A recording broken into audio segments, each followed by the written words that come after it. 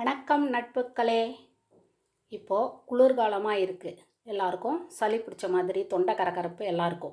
இதுக்கு என்ன பண்ணலான்னா கொள்ளு ரசம் வச்சு சாப்பிட்லாம். கொள்ளு ரசம் உடம்புக்கு ரொம்ப நல்லது. சளிக்கெல்லாம் நல்லது. தொண்டை கரகரப்புலாம் கொஞ்சம் சரியாகும். உடம்பு நல்லா கலகலன்னு இருக்கும். இப்போது கொள்ளு ரசத்துக்கு தேவையான பொருட்கள்லாம் பார்த்துக்கலாம். முதல்ல வறுக்கிறதுக்கு தேவையானது கொள்ளு 2 ஸ்பூன், மிளகு 1 ஸ்பூன், சீரகம் 1 ஸ்பூன், சும்மா ஒரு 4-5 வெந்தயம், கட்டி பெருங்காயம், அப்புறம் மல்லி 2 ஸ்பூன். இப்போது இது எல்லாத்தையும் நல்லா வறுத்துட்டு பொடி பண்ணணும். அப்புறம் புளி தேவையான அளவு தண்ணி ஊற்றி கரைச்சிட்டு புளி கரைசலோடு சேர்த்து தக்காளியும் நல்லா கரைச்சி வச்சுக்கணும். தேவையான அளவு உப்பு, மஞ்சத்தூள். தாளிக்கிறதுக்கு 2 பச்சை மிளகா, 2 காஞ்ச மிளகா, கருவேப்பிலை, கொத்தமல்லி, பூண்டை தட்டி வச்சுக்கணும். இவ்வளவுதான். இப்போது இது எல்லா 3த்தையும் சேர்த்து வறுத்துக்கலாம். இப்போது வாணலில் வறுக்க வேண்டிய பொருள் எல்லாம் போட்டு வறுத்துக்கலாம். இந்த கொள்ளு கொஞ்சம் வெடிக்கிற அளவுக்கு வறுத்துட்டு நம்ம மிக்சியில் பொடி பண்ணிக்கணும்.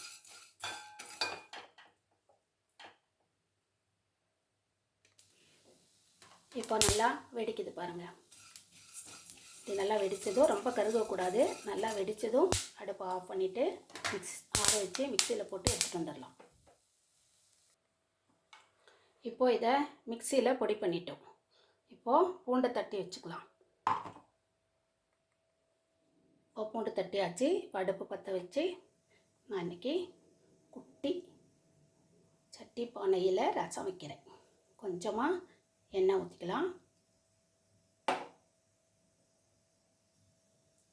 எண்ணெய் காஞ்சதும் இந்த பூண்டு, அப்புறம் கருவேப்பிலை, கொத்தமல்லி,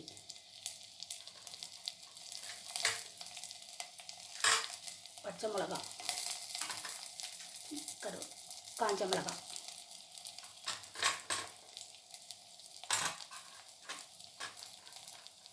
எல்லாத்தையும் நல்லா வதக்கிக்கலாம்.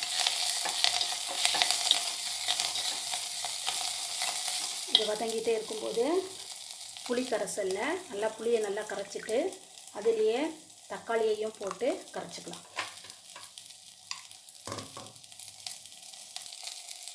இது நல்லா வதங்கிட்டு இருக்குது.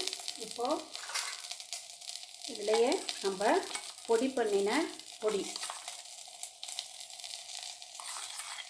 உங்களுக்கு எவ்வளோ தேவையோ அவ்வளோ போட்டுக்கலாம்.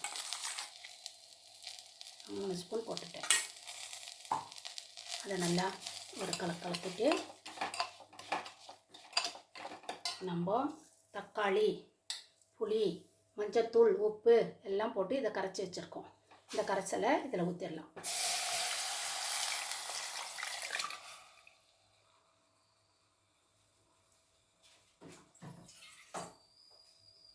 தேவையான அளவு தண்ணி ஊற்றிக்கலாம்.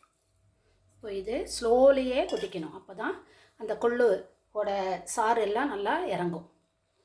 இப்போ நல்லா கொதிக்கட்டும்.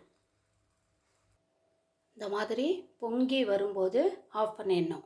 இது மண்பானைங்கிறதுனால நீங்கள் அடுப்பை ஆஃப் பண்ணினதுக்கு அப்புறமும் ஒரு 2 நிமிஷம் கொதிச்சிட்ருக்கோம். அதனால் பொங்கும் போதே ஆஃப் பண்ணிடணும். ஓகேவா? கொள்ளு ரசம் ரெடி.